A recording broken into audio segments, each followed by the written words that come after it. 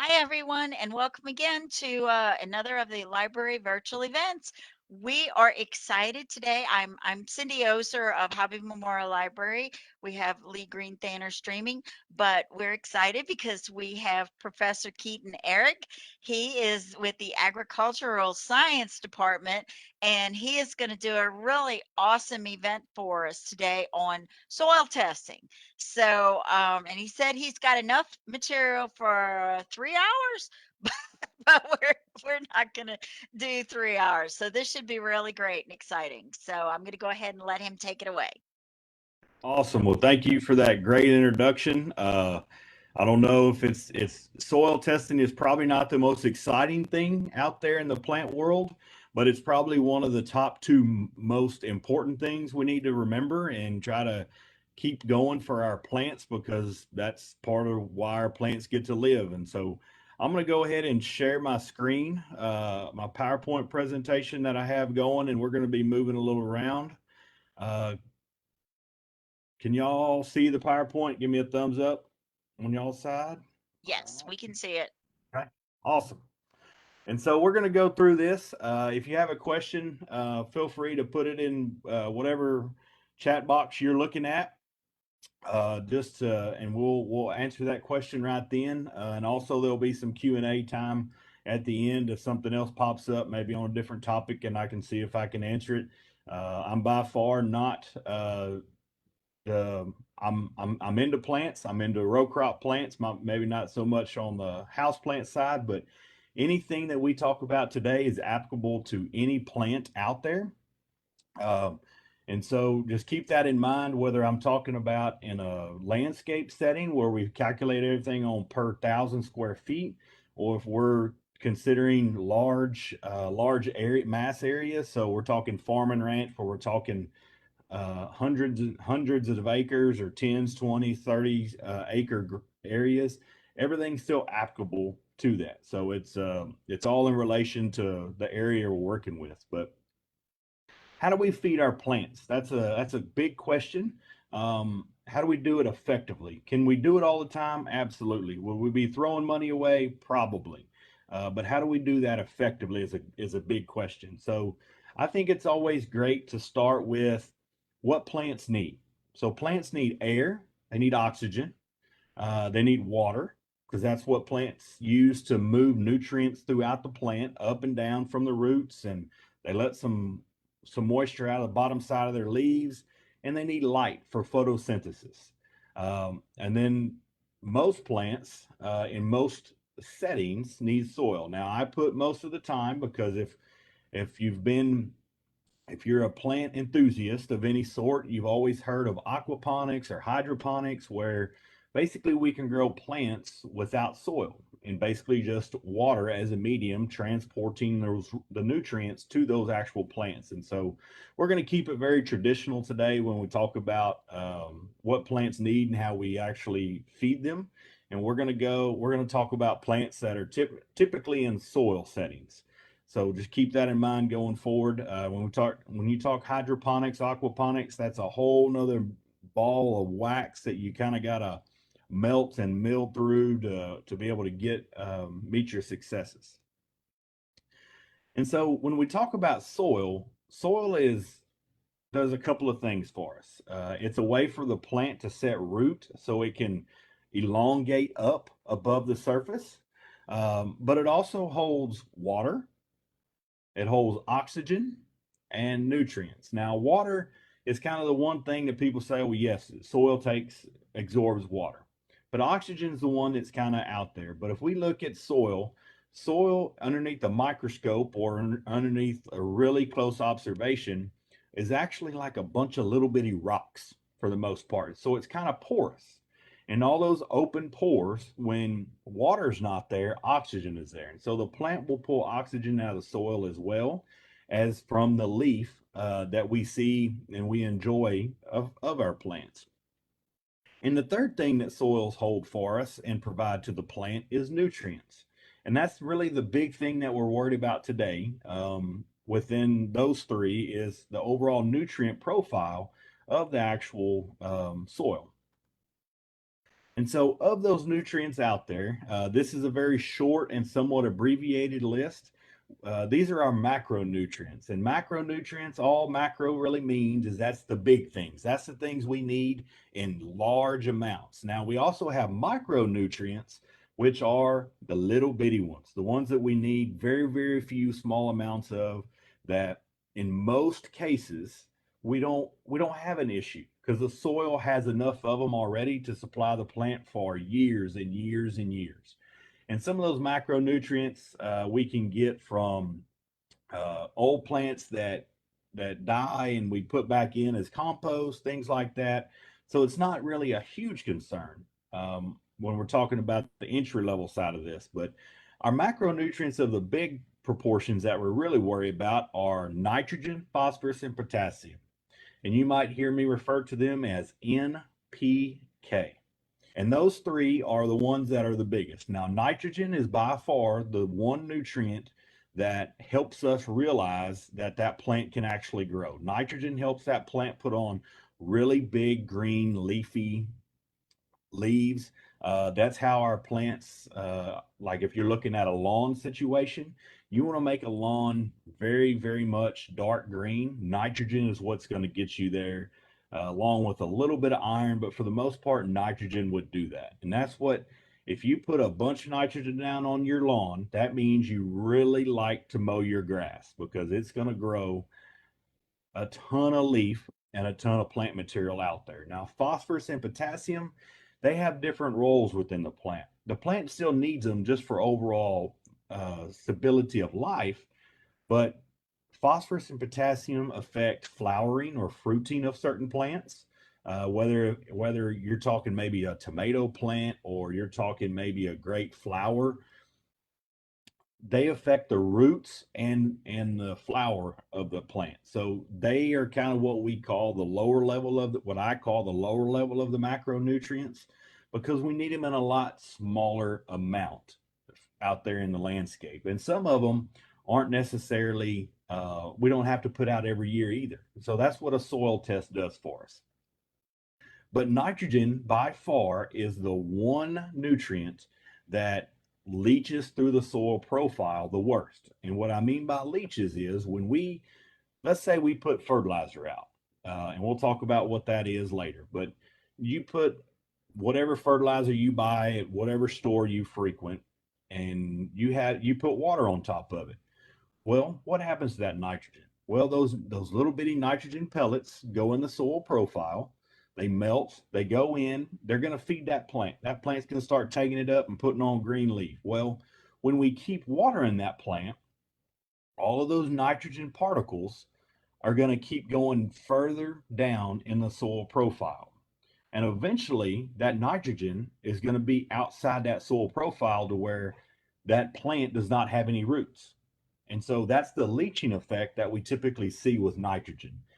Phosphorus and potassium does not necessarily have that big of an issue, but nitrogen is very much a leaching nutrient that we need to think about because when we talk about nitrogen and we apply it to whatever form of nitrogen, whether it's organic, so coming from a plant material, or inorganic, meaning a more synthetic fertilizers, it's the one nutrient that we're always limited in. And because it's the one thing, it's the biggest need for the plant, and it's also the one nutrient that leaches through the soil profile so much. And so when we talk about those, we need to figure out how do we know what our nutrients are, right? You can't just take a soil sample out of your hand. You can't go dig it up out of the soil and look at it and say, hey, you know what do I have here? Soil doesn't talk to us. It doesn't say, hey, you know what, I could use some more phosphorus today. What it does tell us is it says you need to send me to a lab typically and analyze us. And so how do we collect that soil sample to where we get a great representation of the area we want to manage? And so we need some tools of the trade that we typically use for this. Now, there are things on the screen in front of you that are by far the most scientific things that a gardener can ever have. All right. If we look First thing on the list is a good clean bucket. And so you see a good CTC colored bucket right there. Uh, that that we make sure it's really clean. Maybe we rinse it out. If we put soap in it previously, rinse that soap out because that can alter our test. But we just want that bucket to be overall clean because if we have any products that may have residual in there, that can affect our overall analysis of that plant, of that soil, whenever we collect that sample. And the next thing we need is a soil probe, which is that silver T-handled thing be on my left hand side of the screen, and that's what some people use. Okay, that's a soil probe. I if you're just doing your yard, I wouldn't recommend you go buy one of those because you're going to use it once or twice a year. And what's the point in having something else laying around the house that you hardly ever use? Whenever you probably already have a garden spade or a shovel, even that you see that little hand spade right there. That's something you could use in a garden setting where your soil's already good and fluff that we can dig a hole with. And I mean, if we think about it, that spade right there looks like a very technical, high quality scientific apparatus for any gardener to ever have. So we don't have to think too much outside the box. We know that that's an appropriate tool for that. We just want to make sure it's pretty clean for the most part because we've got to remember we're still digging in dirt, but we want that to be pretty clean so we can get a good representation from the start of the soil sample. Once we get all our supplies in hand, just a plain Jane bucket, got a good hand spade or a shovel right there, that works out wonderful. And so once you get those big things, well, you need a soil bag. Now, this can be very technical. Through Texas A&M AgriLife Extension Service, so your county extension office, they have soil bags typically that are available to you. Just contact them, see what it takes to come pick one up. In my previous experience, they've typically been free. So just call them up and say, hey, can I get one of those soil bags? But guess what? We don't have to make that trip to Lampasas or to Belton if we don't want to. Maybe that's just on your way through. But you just want a good clean bag of anything that will hold about 2 pounds of soil. And so, and that's what the soil lab typically needs. They just need 2 pounds overall. So what I've done before, I've taken a red Solo cup. I've used a red Solo cup. I've used a Ziploc bag. I've used saran wrap. If it was real muddy, I just kind of caked it all up and wrapped it up together and poked a few holes in it so it could still breathe a little bit in transit because they're going to dry the sample down anyway when they get there. But just any common thing that'll hold that 2 pounds of soil. Now, remember, if you're going to take multiple samples, we need to have multiple apparatuses to hold that actual product. And so that's one thing that's very important. We remember that we have that available because you don't want that soil sample to get mixed up through the process with, got mixed up with some compost. Well, then that's going to throw our sample off and things like that. So we want to make sure we have that thing around. And the last thing we need is a submittal form to the Texas A&M AgriLife Soil and Forage Testing Lab. And so this is the laboratory, a scientific laboratory that's all they do there. They test some plant samples, forage samples for nutrient availability for livestock, and they also do soil testing, and they do a lot of different tests. And we'll talk about some of those coming forward, but that submittal form helps us at the beginning to get everything done. And I got an example of one coming up here in just a little bit. But how do we collect that soil sample? We got our scientific apparatuses, right? We have our fancy hand spade or a shovel. We got a fancy bucket. The first thing we want to do when we see an area, we want to think about how we're going to collect the subsamples. We're going to take subsamples and make a whole sample out of that. And so what I always try to tell people to do is first thing we want to do is take that shovel or that spade and dig a hole about 6 inches down. And we want to discard that. So like the picture you see in the corner, uh, that shovel dug down in the soil about 6 inches, and we're going to set that off to the side.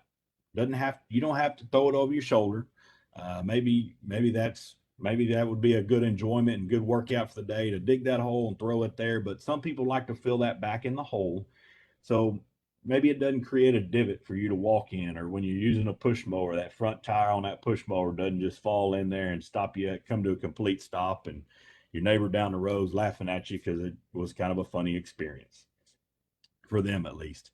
But we want to set it off to the side, and then we have this pretty little hole that has the back side of that hole has a great flat surface.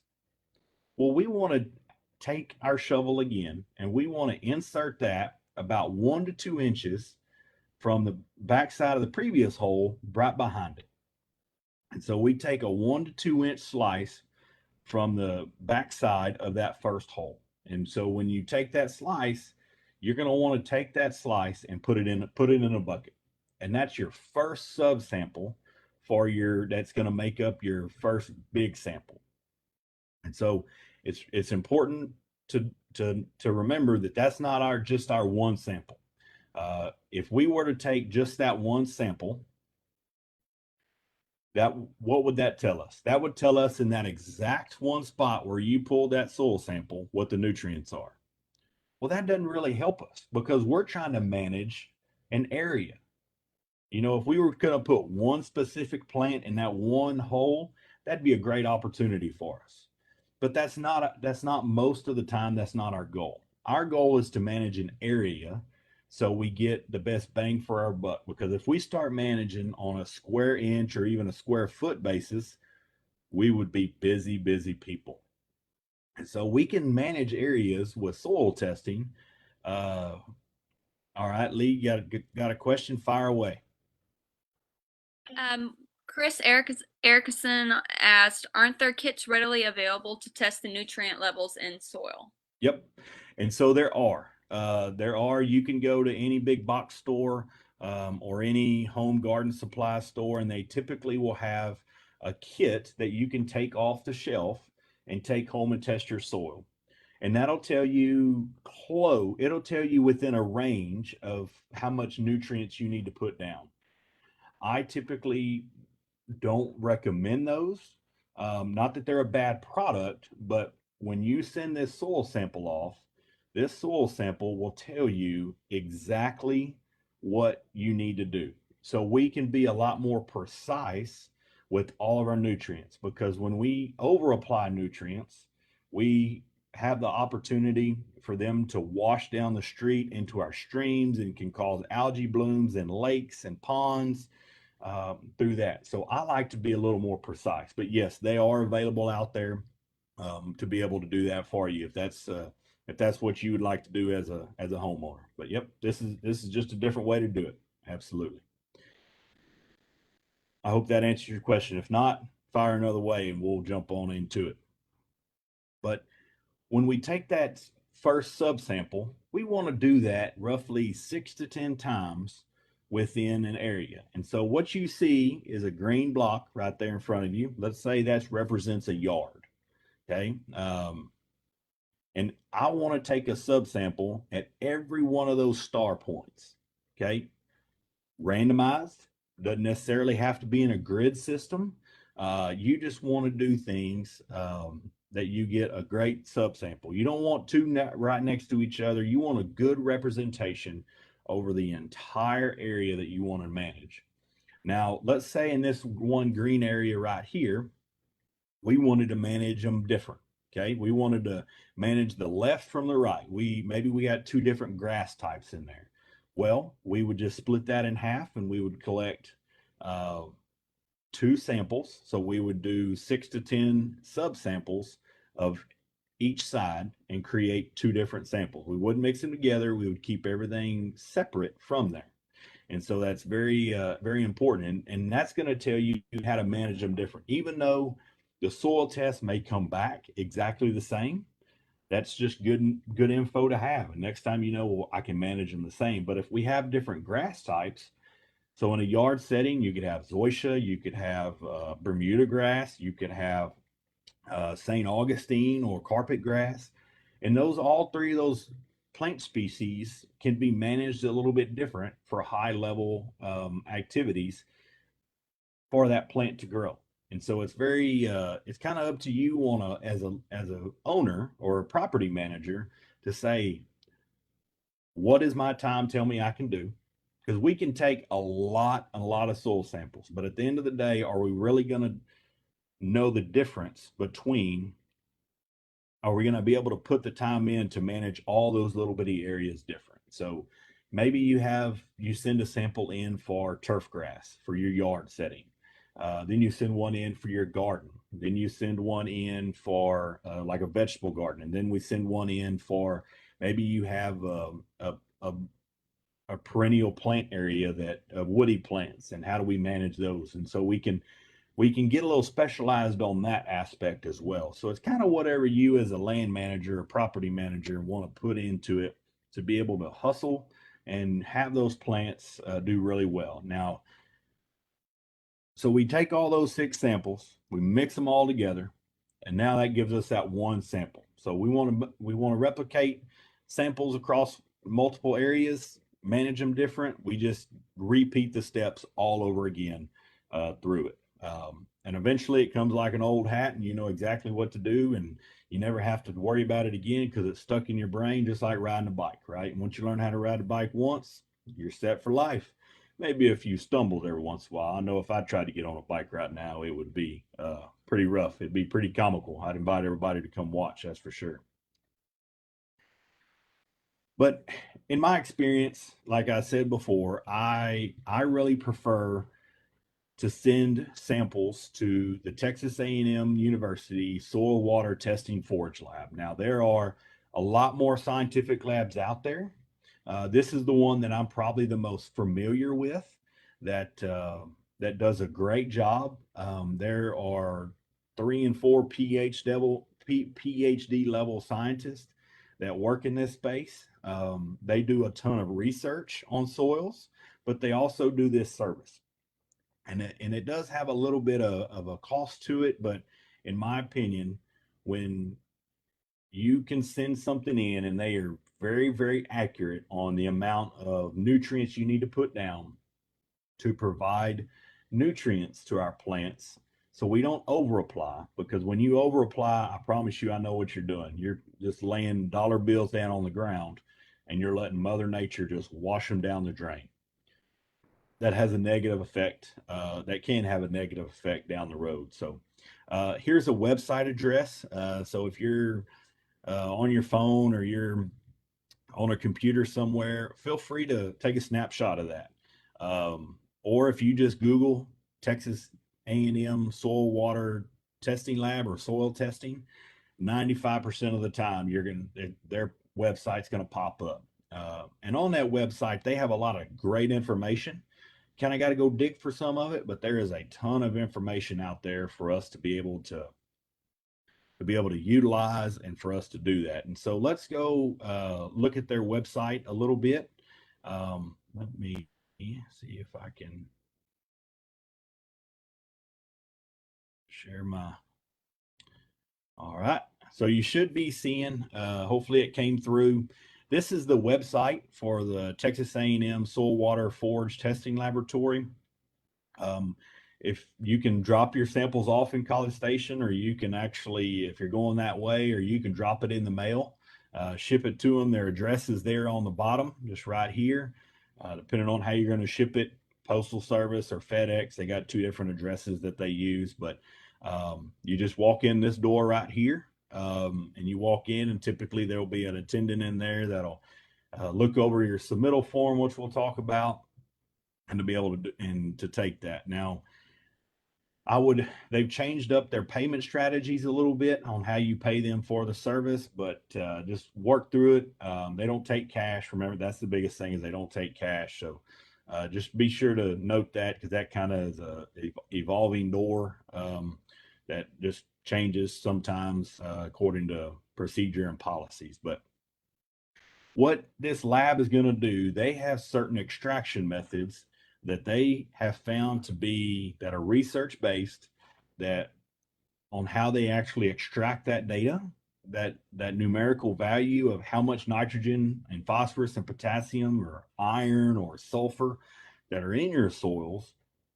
And they have scientific calculations that do that. And so that's why I kind of urge this over maybe that home soil testing kit that you can use, that you can buy offline or online or anywhere, maybe at a store here locally. So because they have so much time and effort into it, as far as the research is concerned, I think it's a very valuable number, especially for over applying, under applying.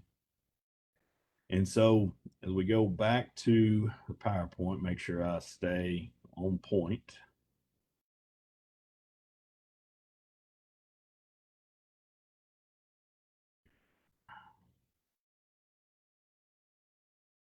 All right, having technical difficulties.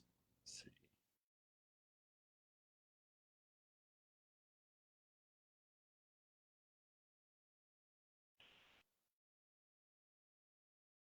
Can y'all see my PowerPoint? Yes, is that back to the PowerPoint now? No, not yet. Okay, let me.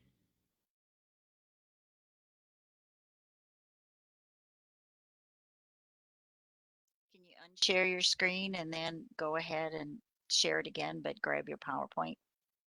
Yes, let's try that.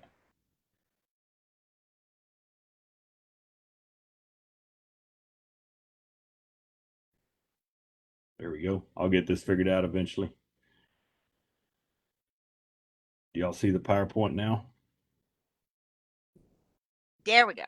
All right, awesome. Good Yeah. deal. Sorry about the technical difficulties. I'll try not to screw up anymore. No problem. But that's a great link. Great, lots of great information there for you to be able to use. And they make recommendations as far as your test goes. So the biggest question is, when you look at their soil submittal forms, there is a ton of submittal forms on there, and they all have different uses for different industries or aspects of the industry. And so what most people would use for landscapes, so we're talking home gardens, home lawns, perennial plant areas within their home. Typically, you would want to use a urban and homeowner soil sample information form. And so this is a screenshot of what that form looks like. Every year it gets updated. So if you print two off in this year and you wait till January, make sure that you go get that new updated form, because pricing changes happen, and or if on the upside or downside of that, or they're looking for new information from you to give you a more educated opportunity to do better for your plants. Just it always changes every year, but you see on the top of this form, very important for them to have all your contact information, where that sample was collected. Email is very important, because now if you want a paper copy mailed to you, you actually have to pay a little money for the postage for it to get to you. But they'll email it to you for free. And I've gotten them emailed directly to me, and you don't have to wait 3 days. Basically takes about 3 days out of the wait for you trying to get those actual samples, the results from your sample back. So very important. But if you see do not send cash on that form, check or money order works well, or there's a way that you can pay through the Aggie marketplace. A little more difficult like that, but check or money order is typically one of the better ways to go. A little faster that way, but whatever suits your boat the best, that's what I tell you to do. And so when you're thinking about taking a soil sample, we need to think about what information do I really need to fill out on this long form. And so this is below what you just saw on that actual form. And so this is still part of that same form. Things we need to consider. we need to consider our square footage of the area we're actually working with. Now, maybe not, you don't have to get 100% accurate, but be very close, right? Just if you want to go step it out, and if you figure every step is 3 feet and do, length times width, that tells us our square footage of that area, because they're going to make a recommendation to you on how much nutrients you need to put down. And we'll talk about that a little bit here later. They want to know the last time you fertilized it, because if you fertilized 5 days before you took the sample, all the fertilizer may not be realized in that sample yet. So they would be expecting more fertilizer to show up because it hadn't been processed and synthesized for that to make it available to the plant yet. Then they would like to know what you previously used as fertilizers. And so if you they want to know the type of fertilizer, and we'll talk about that, but maybe you used an organic fertilizer. So you used mushroom compost if you have that available to you, or you got some compost or organic fertilizers from your local store. They just want to know that, because that changes the recommendation they make to you as a homeowner or property manager.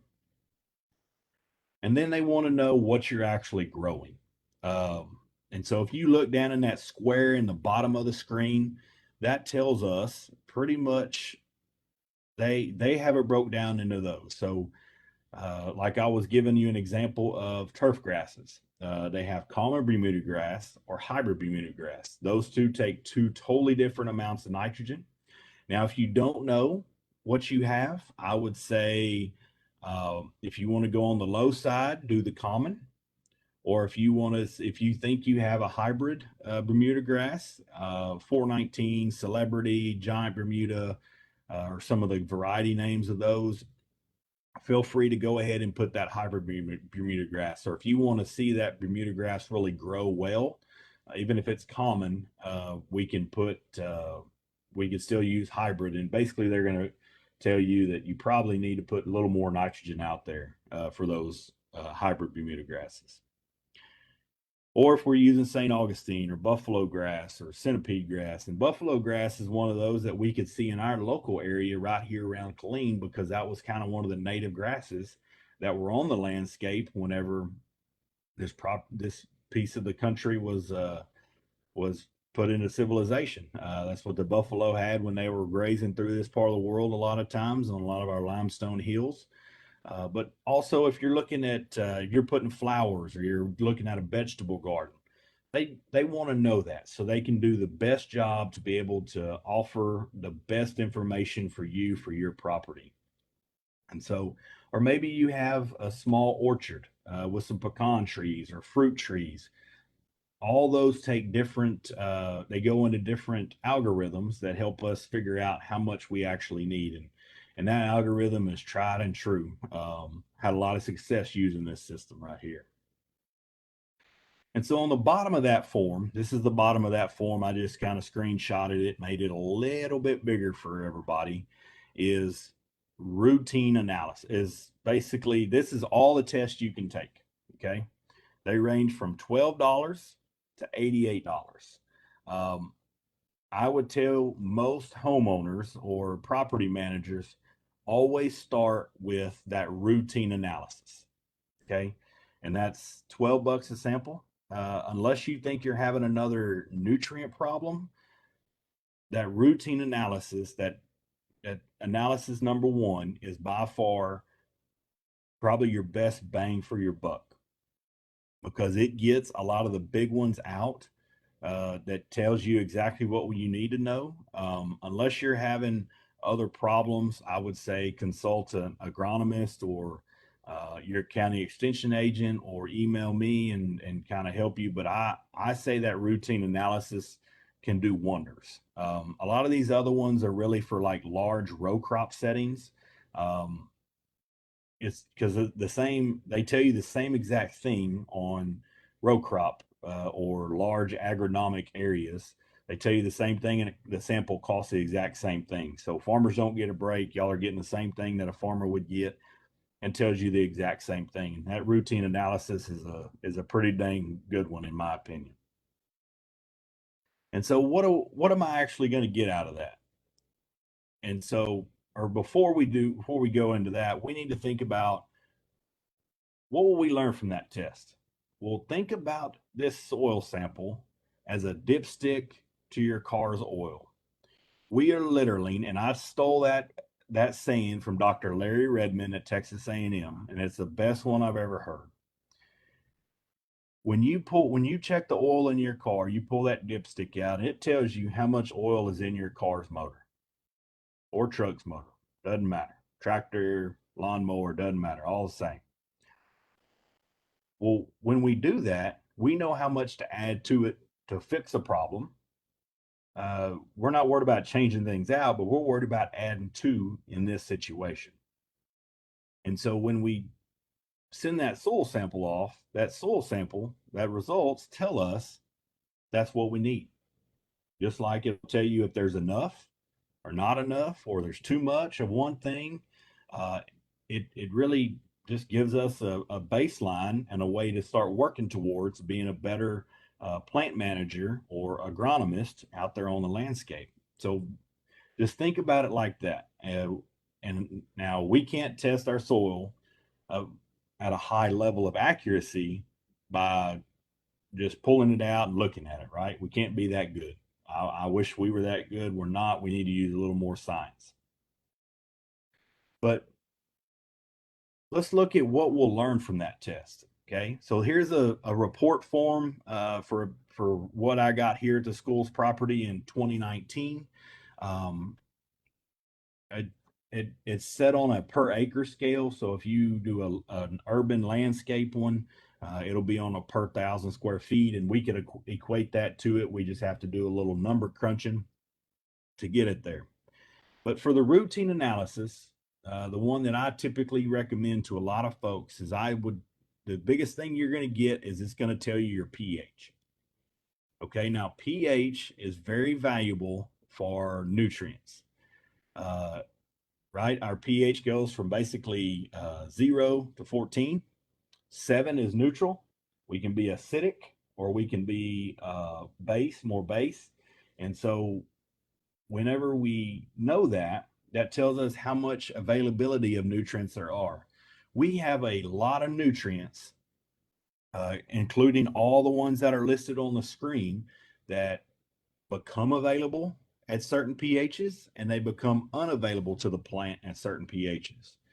So if we're looking at the more acidotic side, so getting a little more, getting closer to that 1, around that 5.5 pH level, we start seeing a lot of nutrients starting to drop off from availability to the plant. Doesn't mean they're not there, but because of the pH, they are not available to the plant. And so it becomes very important that we start trying to find ways to adjust that pH. And we can do that. Then they will make recommendations to you for how to adjust that pH to get it to where it needs to go. But one thing we need to remember about pH is for us to adjust pH, it takes us several months, no matter what product we use, to get it to where it needs to be. So we need to plan ahead. And that's why this presentation is so timely, because land managers, property managers, they're worried about what we're going to do in the spring.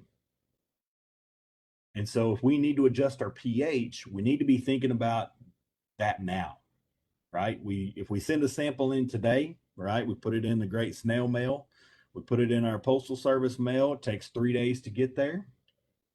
It may take the lab a week or two to get the results back to you, because depending on how busy they are, and then it's going to take a few days for them to finally analyze that and then ship it to you through email typically. And so then we get it back, and then we have to figure out what we're going to do, where we're going to source the materials from, things like that. But pH is huge, and that has to do with the cation exchange rate, with nutrients and soil particles, and it gets, if you've taken chemistry with Dr. Salvato or organic chem, that all makes sense to you. But chemistry ends up being a huge thing within our soil nutrients.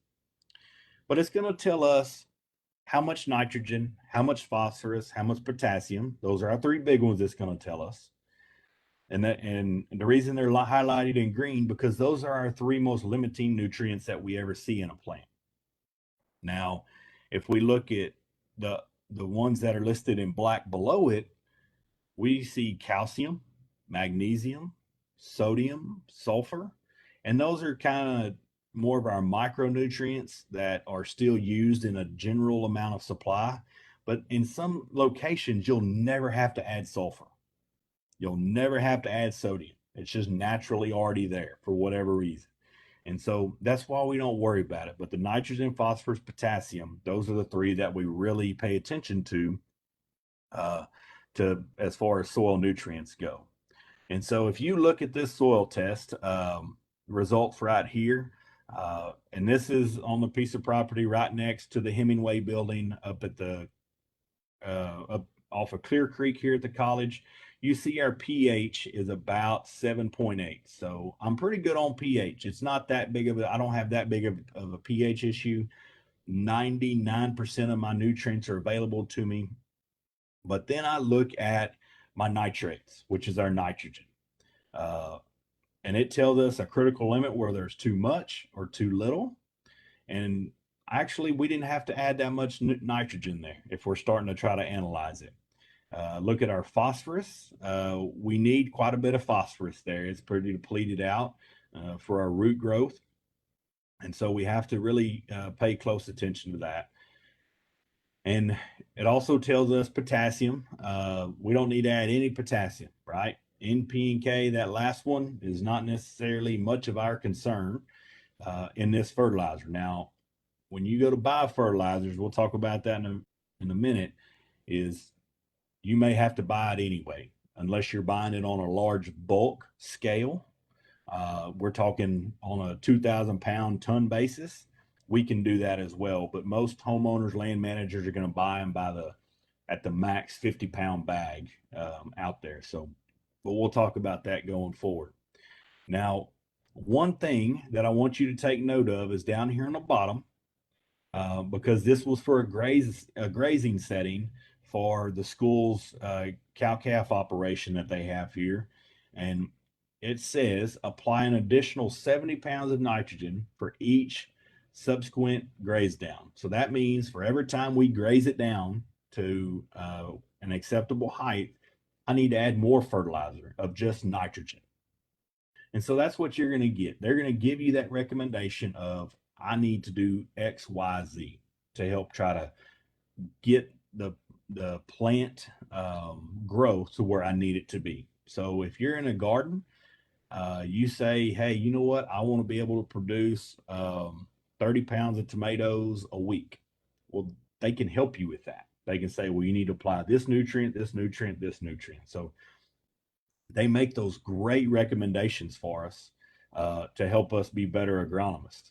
And at the end of the day, whether you're managing 100 acres, 1,000 acres, the entire King Ranch, or you're managing your yard at your house, you are an agronomist, because that's what you are studying. That's what you are trying to be better at and try to help your plants grow.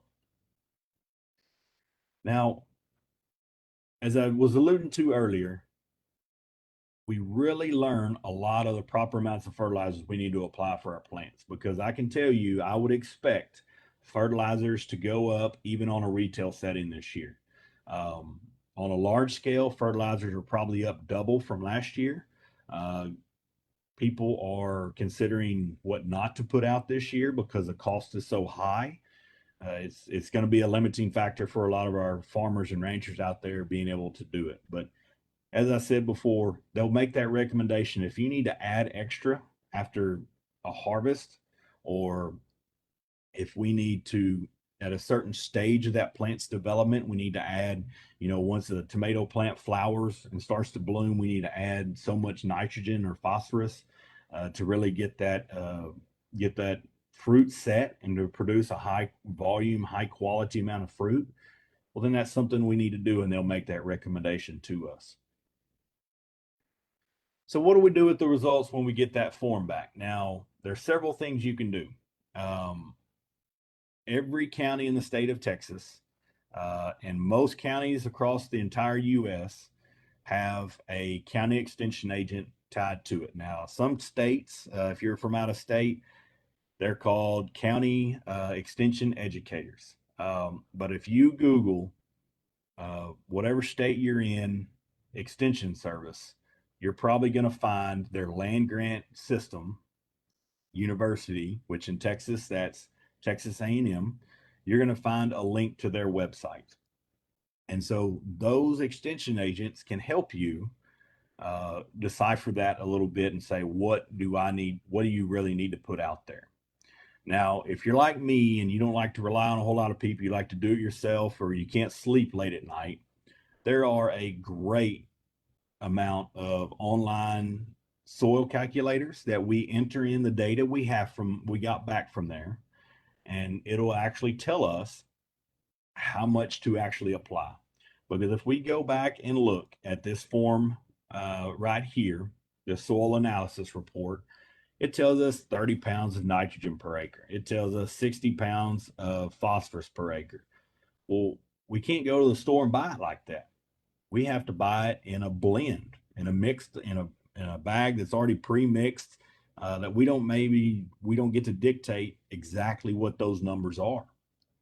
So we can actually take whatever we have available to us. So maybe you go through your big box store or wherever you frequent your garden centers and say, what do you have? We write those down, and we use those online soil calculators to tell us how much we actually put down on a per 1,000 square feet basis. And then we can, typically that's a granular. Granulars are the little bitty pellets that you typically see. And so those little bitty pellets we spread out, sling out, and fall on the ground. Then we need to put some water on them and make them go in the soil. So once we have all that, we're trying to figure out, what fertilizer do I need? Now, this is a big question, right? You go to any store, they have 7 or 8 different kinds of fertilizers, and what do we need to, which one's what? What do they really mean? Well, every bag of fertilizer by law will have 3 numbers on them. You see the 21, 10, 10, and that's just an example that I pulled up. So the 21 means how much nitrogen, what percent of nitrogen is in that bag.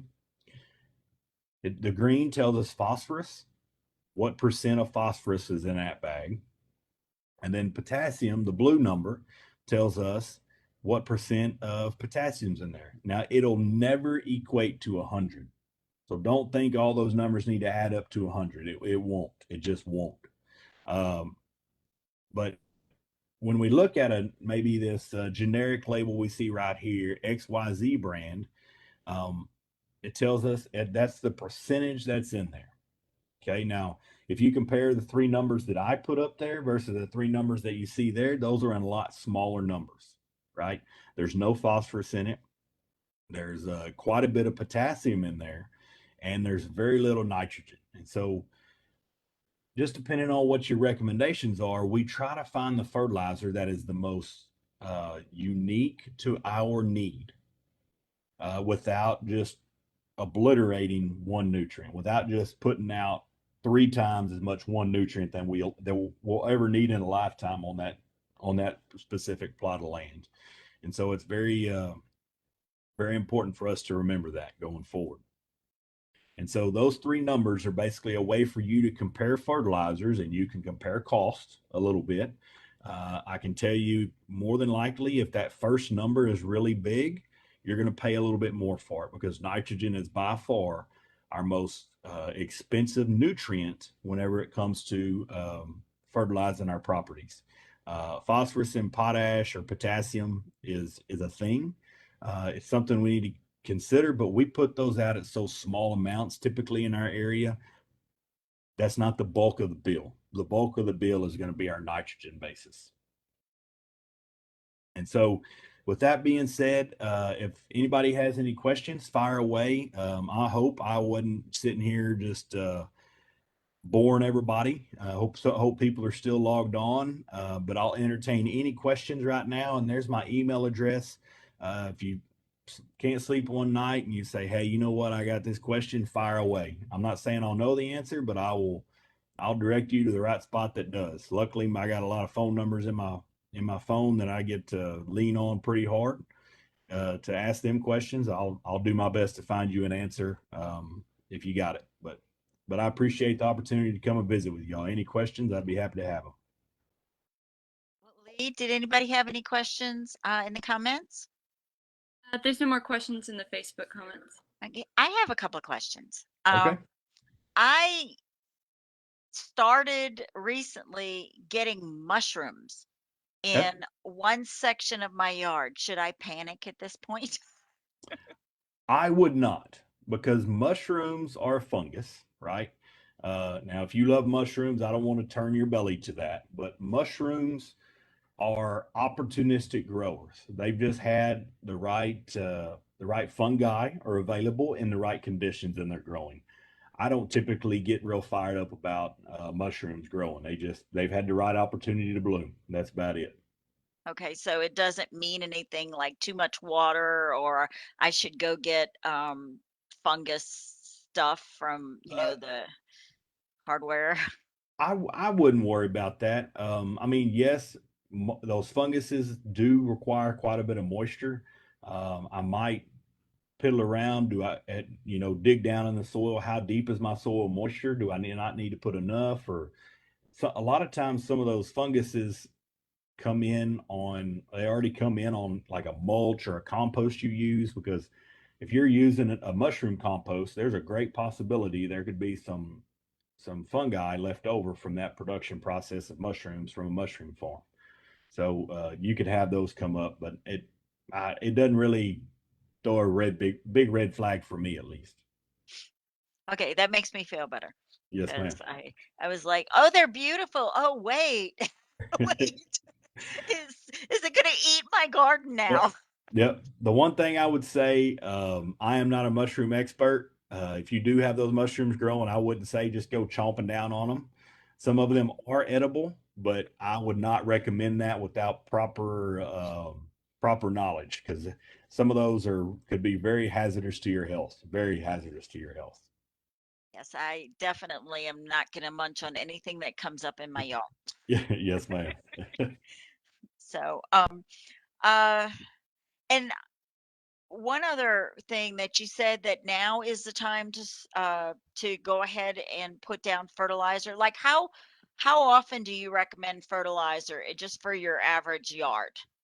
So for like in my yard setting, I have a hybrid Bermuda grass yard, fairly new established. It's within 3 years old. I typically fertilize twice a year, and you can get away with just doing once a year. I do twice a year. I basically take my application and split it in half. So I take half of it in the spring and half of it in the fall. So I have a really deep dark green yard year round. Now, if you're not worried about that dark green color, one application is more than enough to be able to last the entire growing season. So it kind of just depends on what level of intensity of care you want to apply. Okay, thanks. And I also have another question. Okay. It's kind of specific. I had to research crabgrass. Okay. Um, I didn't have crabgrass before, but this last year I had crabgrass, and I looked it up, and it said, "Oh, you missed the boat. You should have put something down in the winter." Yep.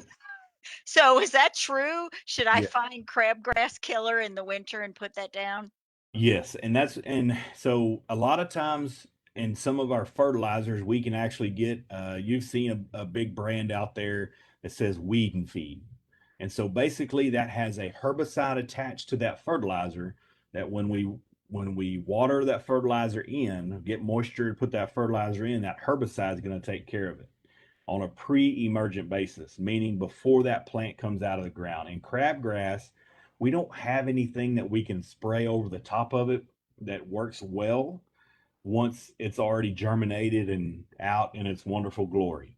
We have to control crabgrass along with grass burrs are the best way to control those as well pre-emergently. So before they come up, they basically attack the seed when it goes to germinate. That product we use stops that seed from germinating anymore, and you'll never see it. But that is something we have to consider for we're in the fall, going into the fall, winter. We need to be thinking about any problem pests, weeds or pests that we have going into the spring next year. Okay, thanks. And I have one question. I notice when I do dig in the soil, I hit Mhm. rock Yeah. after about, or shale or something really hard, Yep. about maybe 12 inches in. Does that mean that that's the only soil I have usable is that like 12 inches? And when the nutrients are depleted, I'm going to have a lot of trouble in my garden? Yes. That's because of where we're currently located here in Killeen, there is a large amount of limestone or caliche underneath us. So in your case, you said you have about 12 inches of soil before you hit anything hard, and that's kind of a shelf. And plants won't be able to grow very much deeper than that, and so that's going to hurt. That's going to determine some plant selection for you, or how long plants live, because plants are always wanting to go deeper, deeper, deeper, deeper.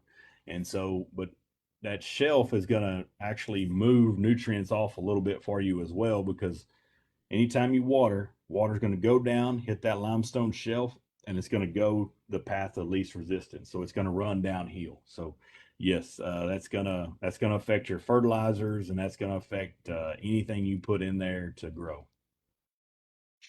All right. Well, you know, I it's amazing every area that, you live, there's different problems. And this one, I first hit the shovel and it went, it Yep. stopped. What is underneath it? Yep, So absolutely, absolutely. And people down in Beaumont, they have a salinity problem. They have to worry about salts a whole bunch within their soils because they're right next to the ocean, right, or right next to the Gulf. Where we're at, we have to worry about limestone and having too high a pH.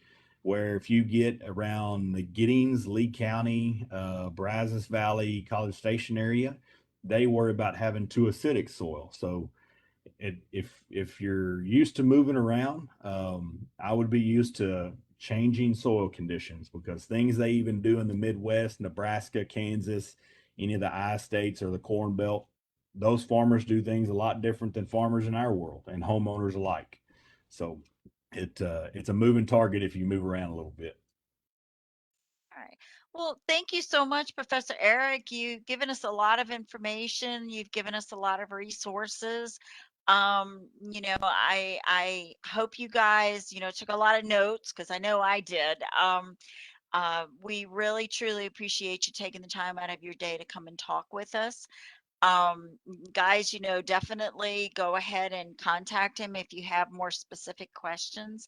So, thank you for joining us today. And before we go, guys, I want to give you guys a heads up. Tomorrow at the library, we have an in-person event, Communication Meets Community. If you want to practice public speaking, come over here at noon. And we basically, it's a competition, and we're going to have it every week in the month of November, where you have 2 minutes to convince the room of something, whether it be a book you've read or a movie or something of a belief. And your peers, other students, will be judging who was most convincing. And the one who is most convincing wins a prize. And that's going to happen every week in the month of November. Then on Wednesday, we have our business department, Professor Drake, Chester Drake. He is going to be talking to us about starting a business. So hope you guys join us. It'll be that one, the how to start a business, will be back on CTC's Facebook. So, oh, and we've put in the comments that starting in 2022, our library events are going to be on our library website. We put our library Facebook, not our library website, our library Facebook, and we put the address there so that you guys, can get in the habit of come on over to the library's Facebook. And also our night sky tours for 2021 are on our library Facebook. So that was all I had to say. We hope you guys join us. And thank you again, Professor Eric. And We will see you around. Oh, and we have a really fun thing for 2022 with Professor Ehrig and his department. We're doing a seed swap. So that'll be a lot of fun at his greenhouse. So definitely, check out our events page. We're going to be putting in our events page. So thank you again, guys, and have an awesome day. And Professor Ehrig, you have an awesome day as well. Y'all too. Thank you. All right. So thank you guys and take us out. But Professor Ehrig, don't go away. Yep.